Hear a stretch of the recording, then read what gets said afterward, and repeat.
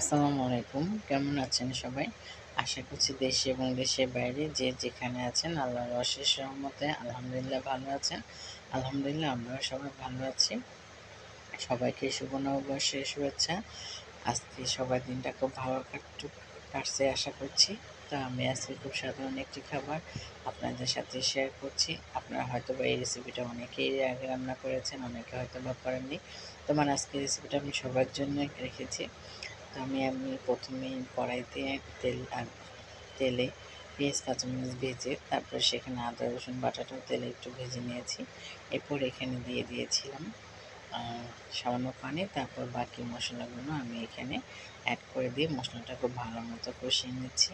আর এখন দিচ্ছি আলু আর টমেটো। তো কী রান্না হবে সেটা কিন্তু এখনও বলা হয়নি, তো সেটা এখনই বলছি। আমি আলু টমেটো আর বুটের ডাল দিয়ে ডিম রান্না করব। তো ডিমটা রান্না করব ভেজে, তারপর আমি পেঁয়াজ কাঁচামরিচ দিয়ে ভেজে রান্না করব।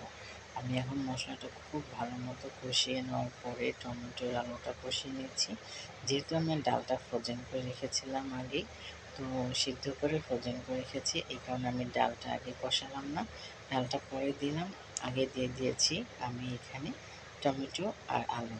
তো এখন আমি খুব ভালো মতো নেড়েচেড়ে দিচ্ছি, যেহেতু ফ্রোজেন করা শক্ত হয়ে আছে, আমি খুব ভালো মতো নেড়েচেড়ে দিচ্ছি মশলার সাথে যেন মিশে গিয়ে খুব ভালো মতো কষানো হয় এবং ছুটে যায়। তো আমি খুব ভালো মতো নেড়েচেড়েও দিচ্ছি তাড়াতাড়ি করে ছুটে যাওয়ার জন্য, এবং খুব ভালো মতো এখন আমি কষিয়ে নেব। তারপর কষানো হয়ে গেলে এখানে আমি পরিমাণ মতো পানি দেব। তো এখানে আমি এটা ভালো মতো কষানোর জন্য রেখে জাল করছি এবং পরিমাণ মতো পানি দিয়ে দেব। তো তারপর আমি এখানে নিয়ে নিয়েছি 2টা ডিম, পেঁয়াজ কাঁচামরিচ লবণ দিয়ে আমি ডিম 2টা হাতে ফেটে নিচ্ছি, মানে হাতে ভেঙে নিচ্ছি। এরপর আমি প্যানে 2টা ডিম একসাথেই ভেজে নেব। তো ডিমটা আমি এখন তেলের মধ্যে ছেড়ে দিলাম, ছেড়ে দিয়ে এখন আস্তে করে এই ডিম 2টা আমি ভালো মতো ভেজে নেব, নেড়ে চেড়ে নেব, উল্টিয়ে নিয়েছি। কত মোটা হয়েছে ডিমটা। এরপর আমি এটাকে টুকরো করে নিচ্ছি। তো আমি এটাকে 2টা ডিমটাকে 4টা ভাগ করে নেব। এভাবেই আমি করে রান্না করি। আপনারা চাইলে একটা করে ডিমও দিয়ে দিতে পারেন, সিদ্ধ করেও দিতে পারেন আপনারা চাইলে, আবার এইভাবে আমার মতো করে রান্না করে নিতে পারেন। তো আমার কাছে মনে হলো এভাবে রান্না করলেই বেশি ভালো লাগে। তো এখন আমি এইখানে ডিমের টুকরোগুলো দিয়ে দিব। ডিমের টুকরোগুলো আমি সুন্দর মতো এখানে দিয়ে দিচ্ছি, দিয়ে তারপর ভালো করে নিয়ে নেব। আমার রান্নাটা প্রায় শেষের দিকে হয়ে এসেছে। তো 4 টুকরো ডিম আমি এখানে দিয়ে দিচ্ছি, দিয়ে আমি এখানে দিয়ে দেব ধনেপাতা কুচি দিয়ে আমি এটাকে খুব ভালো মতো নেড়ে চেড়ে নেব।